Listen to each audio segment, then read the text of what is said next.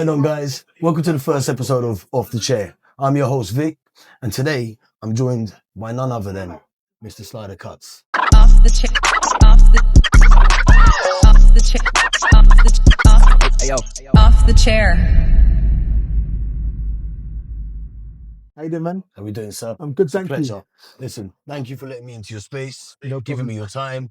I know you're a busy guy, man, so we'll keep it stepping, man.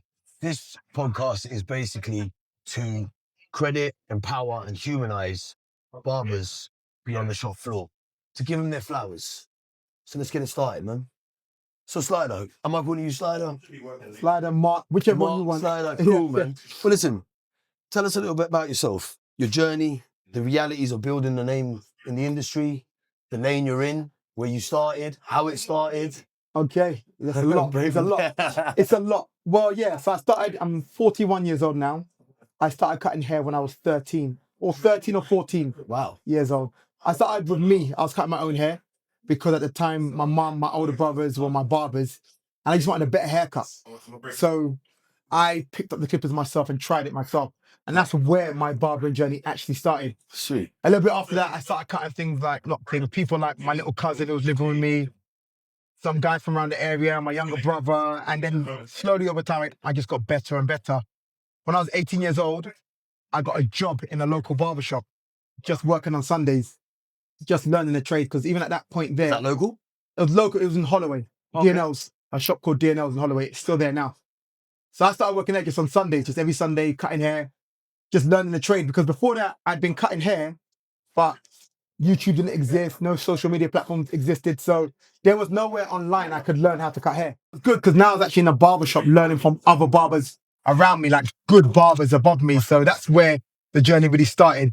And then from there, I was just being diligent in the way I worked, following the older barbers, watching them cut hair, watching their professionalism, watching how they do things, why they do things, how they cut hair, why you do that fade, how you do that shape up, just literally studying the barbers above me. And that's how it all started. During that time, along the way, I started doing things like, I built a website for myself when I was like 23 years old. Yeah, about 23 years old. Yeah. I built a website for myself just because I was like, you know what? Businesses have websites. I'm a business, so I should have a website. Of course. And that started getting me customers. Of course, I mean, back then, especially as well. Yeah. Websites and social media was like Yeah, the but forefront of things now. But back then, going back back then, 23. yeah. No, there was no social We're media. similar ages, so I know we're 23 Yeah. person. Yeah, so there was no social media back then. So I had a website and I was getting me clients. Because whenever somebody typed in London Black Barber, Yeah. I was the only barber that showed up. So anytime somebody was coming in from overseas or outside London and they're looking for, or anyone even in London, if they typed in Black London Barber, I had no competition. So let me pause you right there. So that basically answers one of the questions I was going to ask you later on. How did you get into cutting all the A-listers then? Because clearly you just said it because your website, people coming overseas and stuff. No, to be honest, the A-listers came in a different way. Okay. I have got customers and A-listers from my website. Okay. Even up to today now. Okay, yeah. Means like, I'll just give you a story. Like, an example, when I cut LeBron James, that actually came from me cutting a random customer in a barbershop. Oh, really? I one day cut a random customer in a barbershop, and he so happened to be a basketball player who got a scholarship to America. Like, So he's from here? he's from here, but he had been living in America for the past 10 years. Right. Because he got a scholarship when he was 16. Okay. His name is Pops Mensah. So he was playing for the Houston Rockets. I didn't know that. Houston Rockets. Yeah, so he was just a customer that walked into the barbershop and was sitting down, and I happened to cut him. So cut him, he liked the haircut. A year later, he came back. Okay. At this point, I didn't know who he was still. But now we started talking more, and I was like, he's like, yeah, you cut me last time I was here. I was like, I remember you. Because he was dark-skinned and super tall. So I remembered him, right? So like, yeah, I played for the Houston Rockets, No, the basketball players were talking about where we're going to get our haircuts from when we're in London. Right. He's like, well, you can use my barber. Nice. Yeah, so that's actually long and short of it, how I end up cutting LeBron James. So that wasn't through any website, that wasn't through social media. That was from cutting a random customer who walked into the shop, who so happened to be a basketball player, and then he recommended me to LeBron James. So even when I cut him, I remember there was a few barbers in the hotel we were cutting at, and LeBron James walked in and said, yo, which one of you is Pops' barber? And I was like, me? He goes, all right, cool, you're my barber. So a lot of people think it's being Claim part that of straight an away. agency. Yeah, they're like, a lot of people think it's being part of an agency. A lot of people think it's being, you know, you do this, you do that, it's social media. No, sometimes, a lot of times it's just recommendation. Yeah, for real. You know, share a bit of luck and high recommendation. That, of course. Yeah. I mean, I haven't got to LeBron James levels yet, but yeah, I can vouch for that, man. Yeah, Being a barber myself and that. Yeah. So, and then obviously from there came, was he one of your first? No. I guess you were cutting celebrities within this country first. Yeah, so the first celebrity I ever cut was a guy called Richard Blackwood. I know Richard Blackwood, yeah. You know, so that was when I was about 19, 20. No, I was in college. I remember my MTV base days, man. 19 or 20. I was like 19 or 20 years old at the time. He was my first ever celebrity I cut. And I was nervous. It was scary. I remember I didn't even want to do it, to be honest. This is probably at the peak of his career as well, right? This is around the time, this is like, he was like, he's doing music. Everybody knew him. At this point, everybody knew him. And I didn't actually want to cut him because I was too scared. No way. So he came into the barber shop and he used to cut with the other barbers. There was a guy called Frankie and a guy called Damon. Okay. Frankie was, I think, his main barber, but then also he'd go to Damon. So he came in one day and none of them were in the shop. It was just me. No. And he's like, calling you off. He's like, all right, cool. I said, oh, and I remember saying to him, yo, Damon's not here, Frankie's not here, you know, they'll be here tomorrow. And he's like, I kind of want my haircut now. Yeah. I was like, and I was trying to give him reasons not to come to me. I was like, oh, you know what? Tomorrow, I didn't want to cut his hair. I was too scared.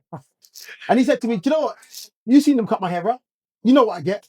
The elders, the elders get like that, man. I was like, yeah. He's like, cool, yeah, you got it. I was like, okay. Okay, he's like, don't worry, you got it. I was like, so I'm cutting him. It took me ages to cut his hair, right? I was scared. I was nervous. You know, and to be honest, it wasn't as good. Definitely wasn't as good as Frankie or Damon's haircut. But I remember at the end of it, he's like, look, see, you've done it, man. You see, that seems, man. He's like, yeah, you got this, man. I told you. He goes, see, and I remember him saying to me, when you do these haircuts, right, you charge people a bit more, man. You know, because he was getting like a drop skin fade at that time. And that time there, people weren't getting that haircut. It was difficult. It was hard. And he was just like, yeah, I told you, man, you've got it. So basically, he implanted some confidence in you, almost to say. Yeah, you know, he was cool about it because he could see the haircut wasn't as good as Damon or Frankie's haircut, but he was still kind of like. Well, he weren't moving like that to you, man. He was obviously trying to. He was encouraging. He was exactly, like, yeah, that's the word I was He was looking for. encouraging. He was like, yeah, you know, you got this, man. I told you, man. Told you could do this, man. That's it. Like, he was really encouraging. No, that's fantastic. Yeah. And then thereafter, it just rappers and suddenly, you know, the people in my shop, like Damon and Frankie, more so Damon. Okay. Damon was cutting like a lot of footballers. He was cutting musicians. Yeah. So sometimes when Damon would go away, some of his football clients would come to me. Okay, cool. So you were in the right establishment to actually to kind of get involved. Because in the environment I was in the shop I was in, there were celebrities coming in. Of course. So I was seeing them. I was starting to talk to them. Right. And then, you know, as I said, then it was like Damon's going on holiday. So they're like, okay, we'll get their rookie barber to cut my hair.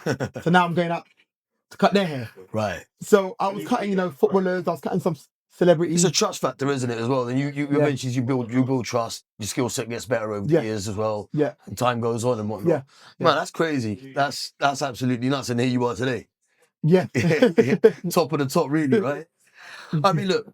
So with all that ambition, all that drive, comes responsibility. Yeah. Also comes pressure. Yeah. Now I know you're a father. Yes. You're a partner. Yeah. How did you juggle it, man? How did you reaching your heights, knowing that it's a very compromising situation to be in as well? Trying to, I mean, your hours, barber's hours are long. I mean, especially if you work for yourself, and especially if you're trying to get to the places you're trying to get to or are at right now. Yeah. There's a lot of compromise in it. Yeah. I mean, how did you juggle the whole, you know, the children? Because I've got 2 kids as well. Yeah. And you know, I always want to get away to get to them. I always want to spend the weekend with them, and I don't really want to be at work, but I've got to be at work. We've got clients at the end of the day. Yeah. So how did you find a middle ground with that? And where was your head at? Like, you know, mental health is a big thing these days. Yeah. And it's good that people are talking about it and whatnot as well. Yeah. Where did you find yourself with that? Do you know what? I kind of just take life as it comes. So I don't expect that much from life. Okay. So I haven't got big, not dreams or hopes. I just haven't got massive ambitions, or like I don't expect that the world owes me anything. So I just take it as it really just Mate, comes. I mean, for say that and to get where you are, man, that's incredible, man. That's incredible, man. Very nicely done. So, you know, the cost behind the scenes, Yeah. you know, that's basically what we're trying to get out of you right now. Yeah, well, you know what? For me, it's like I've juggled a lot. What I've sacrificed is sleep, to be very honest, because I've made sure that I'm very present and involved in You're my still children's young, man, life. so we're still going. You're You know, good. so I've just made sure that, you know, I'm there. You know, my wife sees me all the time, my children see me all the time. You know, today even I'm going to my son's school to do lunch with him, because they do this thing called Come Dine With Me, where every now and then you can come and have lunch with your child in Nice. school. You know, I was with my older son in school yesterday doing Come Dine With Me. So I make sure I do all those things there. You know, I'm taking my children to school, picking them up, I'm taking them swimming later on, pick up my daughter from nursery, So you take her still out. get involved. I'm not even, I'm fully involved. Like, you know, half the week, even maybe slightly more, I'm with my children. That's amazing. You know, so And it's been that way, right? yeah, well, I say no, they're in school, so not half the week, because I'm not with them because of half the week. But if it's like on holidays, yeah, from the beginning, I've always just been there. Like with my oldest son, he used to come to work with me, like How old is 1 or 2 days a If week. you don't mind me asking, how old is your older son? My oldest son is 9, Okay, cool. so he used to come to work with me 1 day a week. Like I've had him on my back, you know, while I'm cutting hair. Man, I've strapped him out. seen videos, and I've seen a video that you did, and you were holding, I think maybe your youngest. That it's my middle child now. Okay, cool. Yeah. So, congratulations. Yeah, So, and you know, you obviously said that. How would your clients feel? Yeah, Would you bring in your kid and you literally holding you yeah, and trimming yeah, away? I mean, look, I've done that. yeah. Just have to, yeah, just you know. You got to do what you got to do, right? Yeah, I was cutting his hair. I think I was actually cutting. To be honest, it's happened a number of times. But I remember one of the times I was cutting Stormzy, I come in to cut his hair, and I'm with my son, picked him up from school. Right. I'm with my son. No, I picked up my older son from school. My younger son was with me the whole day anyway. And then, yeah, he's crying. So I had to pick him up, cutting with one hand. It just, I always find it that, or I see it as, if you focus on your priorities, you make them happen. So then, you know, so make your priorities your actual priorities. So I got responsibilities, you know, I have to pay the bills, I have to bring in money, so I have to do those things there. But I'm not neglecting my I still have to be a dad to my children. I still have to be present, you know, I still have to be a husband to my wife. So that's why I say the thing I've sacrificed is sleep. You know, yeah, and that's part of the reason why working early works for me as well. Because when I'm working at you're in there early doors, yeah, man. because if I'm working at 4 a.m., no one's 4 awake. a.m. Nobody's awake. So they don't miss any time with me at that moment. Yeah. They're not waking up to like 7. So if I'm working from 4 to 7, as example, I've missed no time with my family because they're sleeping. Well, I haven't missed some time, but they're sleeping. They haven't missed me, right? So before, there's a stage when I'll be working early mornings, and what I do is I'd work early, then I go home around 7:30, 8 o'clock, Right. get my son ready, then I'll take him to school, then I come back to work. So, you know, then I pick him up from school right at the end of the day, then I come back into, yeah, it's just juggling it all. Man, you know what? Rated, man. That's good. So, we've covered the fact from you going and starting. Yep. We've gone through the middle of your career. Yep. Where are we at today? Well, today I've got a barbershop. We've got about 15 spaces, chairs in the barbershop. No, we've got 15 barber chairs. We've got 12 barbers working. I'm been open for about just over 7 years right now, so the business is going very well. I've written a book called Shaping Up Culture. No way. That's something I didn't know. Yeah, I've just started. So if you don't mind me asking, just brief us on the book. The book's called Shaping Up Culture, and it's really about the first 5 steps of running a business. Okay. And it's the steps which I feel like never get spoken about. Yeah. Because a lot of times when people write business books, they always make an assumption that the basics everybody knows. Because if you grow up in a entrepreneurial household, like I assume that my children, some of the things I've written in my book will be very basic and obvious to my children, but only because of the household they've grown up in.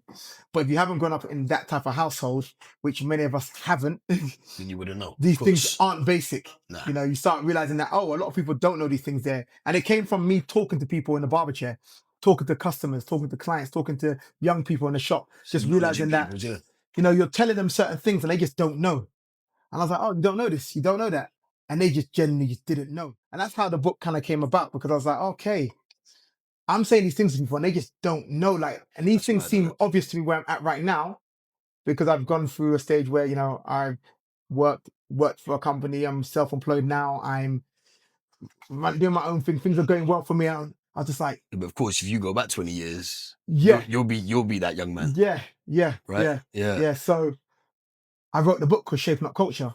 And it was just the whole thing of like, shaping up culture from the barbershop through the barber chair, And where is that available? It's on Amazon.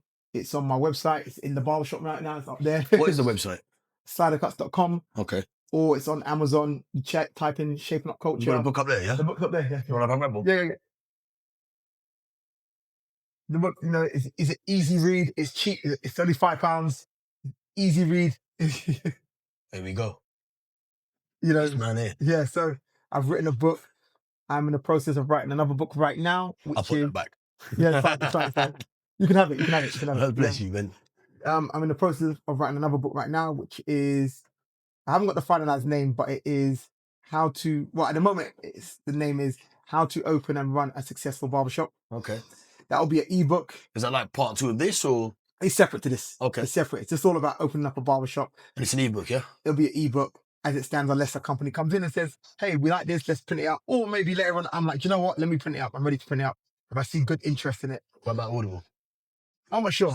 We'll see. Obviously, the way technology goes, you can probably just highlight it and let it read it off anyway. Yeah, I'm not sure. We'll see. So, I've written a book. Okay.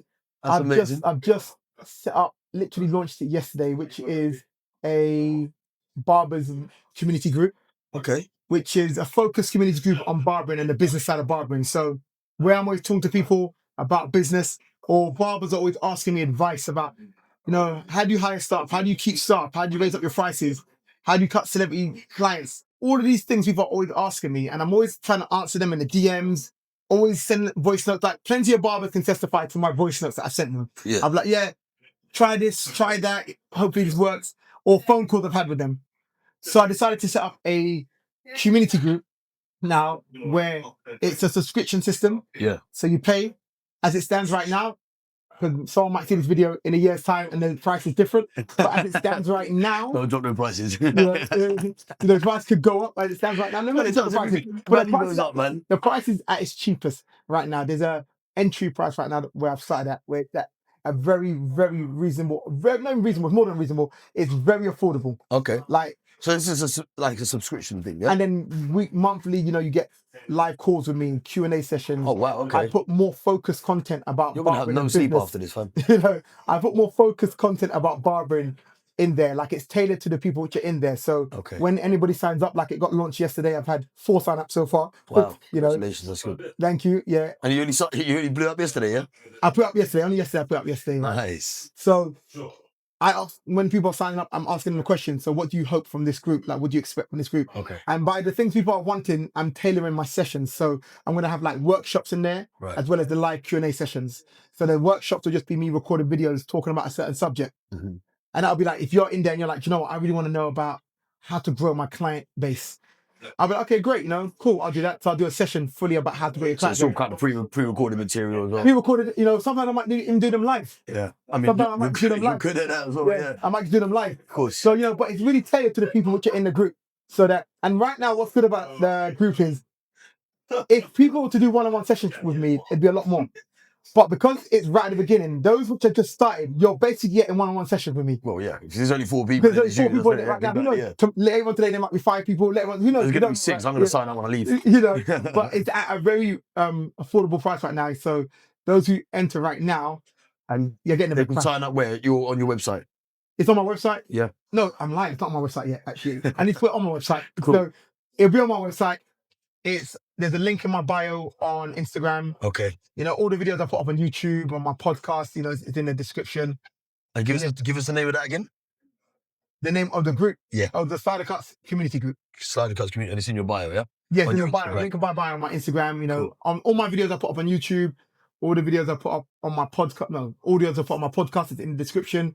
Because, that's another thing I'm doing, I put up haircut tutorials every week on YouTube. I put up podcasts on YouTube as well, where it's just me talking directly to the camera. Mm-hmm. I got a podcast, it's on Spotify, it's on Apple Podcasts, it's on all of the platforms, which I started about a month ago now. Right.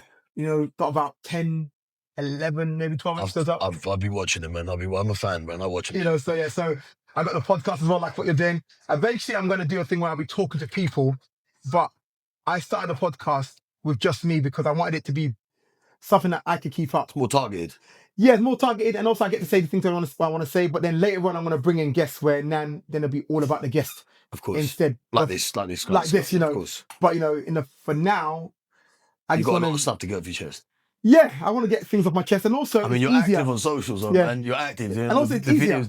Yeah. It's easier because I don't have to wait on someone or work around someone's schedule. Nah, 100%. I You know, hear you. so even when you're doing this one, you have to kind of like, okay, book it in, Travel, all the rest travel, of it, yeah. work on a schedule. Whereas if I do the podcast style where I'm just talking to the camera, It's just you in your own time, right? just do it in my house. You know, Yeah. just get a camera, get That's a mic, put some stuff on the wall. We've got a podcast. Fair play, bro. Yeah, nah, I get it. I get it, man. I get it. All right, cool, man. So that's where we're at with you up today then. Yeah, you know, I've got the community group, I've got the podcast, You got the shop. I've got the shop. You still got your A-listers, your normal clientele Yeah, bets as still well, cutting all your them, footfall. You know, yeah. You're active, You man. know, I'm still involved fully in my children's lives. As I said, later Amazing. on, I'll be at dinner, lunch, come down with me straight after school, taking them swimming, you know, all of that stuff there, you know. So yeah. That's an inspiration, man. Yeah. That's a true inspiration, man. I mean, you know, beyond your success in barbering, you seem to be killing it in all aspects of life, man. Which is, you know, But it's hard though. What I would say it is what hard, I'd say but you wouldn't change it for anything. I wouldn't change it, but what I would say, it is hard, to be very honest. I don't want to say it like it's easy. Like, lack of sleep isn't easy, No, it's not. you know. But- and when you have children as well, especially when you have young children and they're waking up at night. So, and I'm doing the night shifts because I just Yeah, 'cause your decided to missus is, I just decided to do the night shifts, to be honest. It wasn't like something which my wife said I should do. I made the man, decision you to do got it. a heart, man. And at the end of the day, your kids are only young once. And all Yeah. the rest of it. I say the same thing to myself as well, man. Yeah. You know, as much as I can put into them right now, Yeah, you you can't know, get, yeah, you can't get that back. Can't You know get what I time mean? back. You can't be like, yeah, cool, I'll see you in 8 years, and you know, when I'm minted up or I'm caked Yeah. off and everything. It doesn't work like that, man. What you put in now is what you get out later, and Yeah. that goes with anything, not even your children, right? Yeah. Yeah, that's why I thought Now that's deep, man. you That's sacrifice time, and it's hard because the business which I've got here, the difficulty is I've overextended myself to build this business. and how so? What do you mean by that? Well, I never had the money when I first built the business, so I just borrowed a lot of money. I didn't take any investment. You know what? I think is it last year or the year before you were talking about property as well. Probably, yeah. Yeah, I've been watching your videos for a long time, man. I've been studying you for a hot minute, sir. So go on, you were saying. Yeah, no, yeah. I So didn't you have the stretch money. yourself thin a little. Yeah, stretch myself thin. Like even right now, I've done it again. Where we did the refurbishment, where I wanted to do the podcast stuff, so I need to get all the mics and the cameras and all that stuff there. And just day-to-day thing to do with the barbershop, right? I just overextended myself, you know, getting the extra chairs. So when I did the refurbishment last year, we had to knock out the wall, but it's a supporting wall. Okay. So we had to get like structural engineers in, and we had to kind of yeah, like, you well, know, that's get a lot. planning permission, and we had to dig out the back floor as well because it wasn't level, because there was like steps going down, and like there was one level, then another level. So then we had to dig out the whole thing to make it like it cost a lot of money. Close the business as well, I'm guessing. So Or you we relocated? moved 10 doors down, Okay. literally 10 doors down. But even that That cost comes money. at cost as well. I was gonna say, yeah. That was a pop-up shop, right? And that cost, for the 3 months that we were there, 2.5, 3 months that we were there, that cost £20,000 to rent. That was just renting that by itself. That doesn't include the work in here, the materials, everything was customized. All these things are custom built and Yeah. stuff like that. That it came at a heavy cost, right? And it meant that for the last year, I've had more money going out than coming in. That's just been my life. So every month I'm refinancing. And people don't understand it. It's like when I'm refinancing, when I'm telling people that I'm broke, people think, oh, you're just lying. Saying I'm poor. I'm not saying I'm pleading poverty. Thank God I get through every month. But as it stands, I had more money, or I have more money going out than coming in, because I overextended myself. And the build of the shop like went over budget by about like 4 times over budget. Well, Like it went 4 times over budget, right? yeah, it happens. But You yeah. know, but at the time I was like, and it's not the builders. The builders did not rob me. They did not bump me. The builders were coming to me telling me, look, you're spending too much. Stop. Okay. And I was like, no. I want to do it correctly. I want to do it right. And they're like, you don't need to do this. You don't need to do that. I was like, no. I'm going to do it. And they're like, we're just telling you. I'm like, I understand. So they didn't rob me or anything like that. It was me. It was you. It was me. Because I wanted it built in a certain way, you know, get the new air cons in, you know, the lighting. I wanted to get the lighting correct. The lighting costs. I mean, yeah, this is But lit up, man. yeah, the Nice. lighting by itself probably cost, I can't remember, £3,000, £5,000 Yeah, to like do the lighting. yeah, you know? and from what I'm Yeah. looking at right now, it's very nicely Yeah, done. it might cost like It's clean, £5,000. man. Yeah, and it was going to cost more than that. The builders, to be fair to them, did it in a way where they were going to save me because I think the initial lighting plan was going to cost might have been like around £15,000. Wow. You know, and the builders kind of got that down by saying, okay, maybe we can do this instead and do that instead and so on and so on, you know, because when they got given the plans, it was expensive. So long and short of it, yeah, I got more money going out than coming in. I'm having to sort that out. But you're laying foundations, bro. and But you're- I know it's going to pay dividends in time. later on. That's So, it. but the only issue is I have to live through this moment right now where I'm sorting it out and paying off things and borrowing money to pay, you know, like they say, borrow from Peter to pay Paul. It's basically That's but exactly how that while works. I'm doing, innit? but while I'm doing it, I'm still paying off at the same time, you know. So it's almost like imagine earning £20, but you've got £15 coming in. Yeah. So every month it's like, well, I need to find £5. So what I do is I pay off my £15 debt, but then I borrow £5 off someone or credit You've got like a card or pyramid scheme something, going on over here, or bro. something. Then I pay off my monthly thing. The next month comes and say, okay, cool. I got £15 coming back, but I also owe that £5 now as well. So then you're paying off, as you're paying off, you're still borrowing money, but it's still slowly reducing as time goes by. You're gonna have to start a sliding pyramid to keep something off. I'm telling you. But You know, on top so- of it all, you've got your personal life as well, which goes into it as well. Yeah. You know, you're still funding your children, your house, your living, your costs. You know. Yes, you know, And that's but I'm what- getting through it. But that's You're why- doing a good job at it, sir. It is. But that's what I'm saying. It's not easy. It's not simple, but I'm making it happen. Cool. All right. Well, listen. I know you're busy, so I'm gonna not take too much of your time up. So I got 3 intentional questions. Yeah. Okay. One lesson you learned the hard way, and one mistake you'd avoid today. Let's start with that one first. One lesson I learned the hard way was learning to work with people that know best. I was trying to build a booking app about 7 years ago, Okay. 8 years ago. No, yeah, about 7, 8 years ago. Your Uh, own app, yeah. Of My own app. You know, I had all these ideas of how an app should be and so on, and I was building it. I started the process, course. and I got about £30,000 in, which was borrowed money as well. Because a lot of times I just borrow money to do things when I believe in it and I think it's gonna work. Well, people clearly believe in you to give you money. So. Yeah, Go on. yeah. So The app. the app, yeah. So I was building it, and as I was building it, I started seeing all these other apps building, and they were getting like better. So my initial ideas that I had for an app, no other app had at the time. But we're But running in the time. process, like I mean, like in the process of like a year, 2 years of building it, these apps are speeding up and they're getting better. Of course. And then eventually I just stopped because to launch the app it was going to cost me about 60, 70,000 pounds. So I got to about 30,000 pounds in, and I said, you know, I need to stop because I'm looking at these other businesses doing it, and I'm like, they're doing it better and quicker. So I was like, okay, let me stop. And then I realized at that moment, I got caught up in the idea of building everything myself and having everything done myself. Right.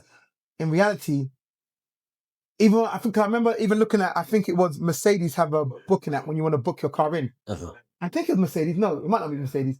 But one of the big Probably is companies, right? Mercedes. And they outsource the booking app. So they're It's a third party app, basically. yeah, the third party app, you know. And I remember just being like, what am I doing? Yeah, so Like- you got like your Slick, your Slick booking system, and well, Yeah, because I use Fresher right now. Okay, right? yeah, you got so Fresher as well, I yeah. use Fresher, right? And I just learned at the time, just partner with those that are doing things the best. That's it. You know, Make your life easy a little bit, yeah. I man. got caught up in a moment where I was like, okay, I should do it, and I maybe get I it, should because it's have all branding, right? Yeah, have my own brand. I got caught up in a moment, right? Yeah. And that was a hard lesson I learned, but it's a good lesson because that could have been a lesson. I could have done something later on that could have cost me £50,000, £100,000, £200,000. My business. Fair play, man. I mean, it's an expensive lesson nonetheless, but Yeah. at least you found out. Yeah. And you found out the hard Yeah. way still. All right, cool. So one mistake you'd avoid making today. Let me start that again. One mistake you'd avoid making today. A mistake I would avoid making today, Not the app. outside of the app, and from mistakes that I have made, would be when I was building the shop, Uh-huh. the first builders that I ever used, Mhm. which is not the builders that done the shop now, the first builders I ever used, they just bumped me. No way. Yeah, they just Was that bumped lack of me. research or? I think I was trying to do everything on a budget. Okay. And there's nothing wrong with that because that was my budget, Well, yeah, then they have to play to it, right? you know. But what was happening was I just got pulled in where it was like my budget was like, I said, okay, I haven't got any money. So let's put about £20,000 to £30,000 into the shop. because it's a big shop, you know. And when we first came here, literally the shop was like rat infested. There were holes in the wall. There was a hole in the ceiling at the back. When I mean a hole, I mean like literally when it rained, it just like things were all molded, rotting. So it's not like You're talking about this shop, right? this shop, yeah, Wow. yeah. So it's not like I could have come in here and just been like, okay, just paint the walls and no, it's like I literally had to do these things. Rebuilt. Because sometimes people don't understand why it cost me so much money to do the shop up, because it eventually cost me 130, maybe £40,000. I mean, for those business owners that don't actually have a property or a shop, Yeah. they wouldn't know, would they? Because Yeah. I've got one, and I can tell you, yeah, it costs a costs, pretty yeah. pence, man. And £3, it didn't have to cost me that much, to be honest, but because I got bumped by the first builders and I got another set of builders come in, then another set of builders to come in, Right. you know. But then even like I said, this shop here, to be honest, this refurbishment here cost just over 200 grand. Yeah. And that, but it's not, people always hear the figures and think, oh, you spent £200,000 on the shop solely. No, you got to take into account when we moved into the temporary shop, that Yeah, cost of course. £20,000 to be there. Cost you. You know, that comes into the cost. When I had to buy new chairs, these chairs cost about £3,000 each. I had to buy 4 new chairs. You know, you got quite a few of them here, bro. So the 4 new chairs, that's £12,000 There you each. go. Then I redid up all the other chairs which were ripped and so on. That cost, I can't remember how much that even cost. That comes to the price. The mirrors by themselves cost about £3,000 to £5,000. You know, the flooring by itself cost a few £1,000s. Just buying the flooring, buying the lights, doing the lights cost about £5,000, maybe even more. I'm just throwing figures out there because sometimes people, you know what it is, have heard it and say, "Oh, you're lying. It didn't cost that much." No, it does though. It really does. And this goes back to one of your podcasts, one of your videos on your story that you put up several weeks back, when you were like, for those barbers who are working for a barbershop at the moment and think you want better and you can do better, think twice, like really reconsider, like, you know, your position today. Yeah. Especially if you're a new barber as well. Yeah. You know, I think people really underestimate what goes into being a business owner. Not only a barber, but a business owner. Yeah, business owner. And then a brand and everything that goes behind the brand. You know, that's beyond the building. Yeah. No, that's the investment within the branding as well. Yeah, it's hard. Which is a complete difference. You know, it's hard. It is. People don't get it. And people don't get it, man. And that's why I always put out the real figures so people understand. Yeah, of course. You know, and I always tell people, you can open up a barbershop a lot cheaper than this. It doesn't have to cost this much. The reason why it cost me so much is because I prioritize the location. So once I found the right location it's a hot spot as well. Yeah, of course. It's a good spot. So whatever building I could find in this location, I took. So even though this building was very run down, and when I mean it's rat infested, I'm not talking about. I mean, it literally was. I remember coming to view the place, and that wall over there behind me, watching a rat jump out the wall and run past us. A massive rat, not a mouse, a rat, and jump into the wall. Into the other side. Just the next like even getting rid of the rats, that cost me about £1,500, £2,000 to get rid of the rats, because we had to basically first get the place exterminated. Yeah. No, I'm lying. It might have cost a few £1,000s actually. We had to get the place exterminated. Then the guy was telling me, he goes, "Do you know the amount of rats we found in here?" The guy was telling me. He even said to me, whether we tell the truth or not, I don't know if he's lying or not. I remember him saying to me, the run of the rats bit me, he said. What the heck? I don't know if he's telling the truth or not, right? That's what he said anyway. So then after that, we then had to do that. Then we had to kind of seal up everything. Because I've said to them, listen, I want every hole in this place sealed up. Done, yeah. Right? So imagine we did that, right? Sealed up everything. Everything's all sealed up, right? The day before we were launching, imagine the day before we were launching the shop. And then they chewed through a wall or something. They've queued for a wall because they painted the floor, right? And we came in and we seen rat prints on the floor, and because the paint was fresh. I remember at the time they've seen all the prints, and it's like, oh my goodness. So then we had to get in another set of exterminators because they're like, how they getting in? They're coming through the pipes. So then I had to go into the drainage system and put some vent thing on the system, so then they couldn't come through the vents, and then complicated stopped. Shit, man, bro, but that cost like quite a few £1,000s to do, and that was just that alone. So when people say to me, you know, oh, he's lying, he didn't spend that much, it's like, no, this is the real cost. You're the bitch, you know, the real deal out here, man. And then someone will say, well, why did you even get that premises? Why was it worth it? I'm like, yes, because the location. And that's another thing people don't understand either, man. So I said, had to redo the roof, at the back. That cost about £10,000, right? No, £5,000 to £10,000, something like that. We did it in the summer. We had a great summer. It did not rain. Builders are gone. No. Imagine it didn't rain for a few months. It rained. It didn't rain for a few months. I'm not even laughing to say I ain't taking a piss like that, but I mean... The shop operating right now, right? All going well. Great. It hadn't rained for a few months. One day it rains. No. Flooding is coming down in the back. No. What, where the kitchen area is right now, yeah? Yeah, right at the back. No way. Right? It's just coming down. It's like... I remember saying, what we're going to do? And the builder came to me and said, look, we can fix the roof for you. We look at it. It's been done wrong. That's just There's- disheartening, you isn't know, it, man? We've After done it everything, wrong. man, yeah. Those builders are gone. No. They're gone. It's been done wrong. They said we have to redo it. I'm like, okay. And I remember what happened. I'm not going to say who I was cutting. I was cutting some guy right at the time. The builder came to me and said, look, we looked at the roof. We can redo it. It's going to cost you £10,000. Bro. I'm like, I've got no money. I spent every penny I have and more. I owe money right now. I've got no money. The guy who was I cutting was just the about chair, to say, don't tell me the guy in the chair just... he said to me, I'll borrow you the money. No way. I said, for real? He goes, yeah, I'll borrow you the money. And he bought me £10,000. Bro. And I said to him, okay, cool. Well, you borrow me the money. Let me pay you some interest. I said, okay, give me £10,000. I'll pay you back in 6 months and I'll give you 6 months to a year and I'll give you an extra £1,000. Mm-hmm. And he said, all right, cool. And he bought me the money. And that's how I got the money for that. It was just a guy in a chair. Then there's things like, if you don't learn, my deposit for the place, I think I had to pay 3 or 6 months. I can't remember. But I remember having to put down about 17 or 18,000 pounds, which they hold on to. Yeah, of course. Yeah. So all these costs, and people just say, but why spend that much money? Because the location is good. It's postcode, Because I can go find a shop that will give me for free for 6 months. Yeah. The rent will be a lot cheaper. The shop will already be nice. You won't spend that much money, but the location might not be good. Yeah, man. It's postcode. Yeah. So the mistake I made, I said in the beginning, was simply that the builders. Yeah. I didn't do enough thorough research, and I wasn't thorough enough with them. Because what happened was, because they were coming to me saying, look, we need more money for this, we need more money for that. I was paying them. And then they said, look, we need the rest of the money for the building because of this and that. And I paid them in full before they finished. And when I paid them in full, they disappeared. So that's a lesson. That's a lesson to here. And that's why I say now. I don't pay anybody in full, regardless of whatever threat you say, whatever you say, until the job is done.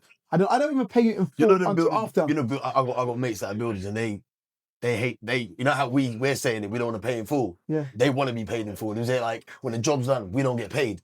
And I'm like, look, man, that's a catch-22. You know what I mean? Like, God knows. I don't pay anyone in full anymore. But even recently, like, not to do with the builders, even recently, someone came to do something here, fix something in, right? Yeah. I said to them, look, I always put money aside.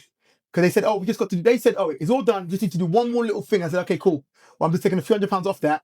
And when you come do that one little thing, I'll give you money. Sweet. They haven't come back. Well, they didn't even come back to fix it. They haven't come back. There's nothing broken. Okay. It's nothing broken. Right. There's just something, it's not the builders. Something that they just need to, I'm not going to say it, but just something they need to fit on. I'm not even dissing them. They need to fit something on, right? The thing works properly. But you you took initiative to take that bill back. There was this external thing I need to do. Okay. Right? It's something I'm adding on. And I said to them, okay, cool. You're going to do it? Great. I will give you the rest of your money when you do it. And they said they're going to come back and they never came back. So you learned. Yeah, that's why I didn't pay for So it in you full. learned. So that's the mistake I've made now. I'm like, okay, now I don't pay you in full. Mate, you know what? It's a hard lesson learned, but it's a lesson nonetheless. Yeah. So you know what? That's a win, man. Yeah. That's a win. Right. One standard you refuse to compromise today. The standard I refuse to compromise, that comes straight to my head. Go on. I would say I refuse to compromise. I shouldn't compromise. Maybe there are times which I slightly compromise it. Just being honest. Go on, bro. But it's my Christian faith. Yeah?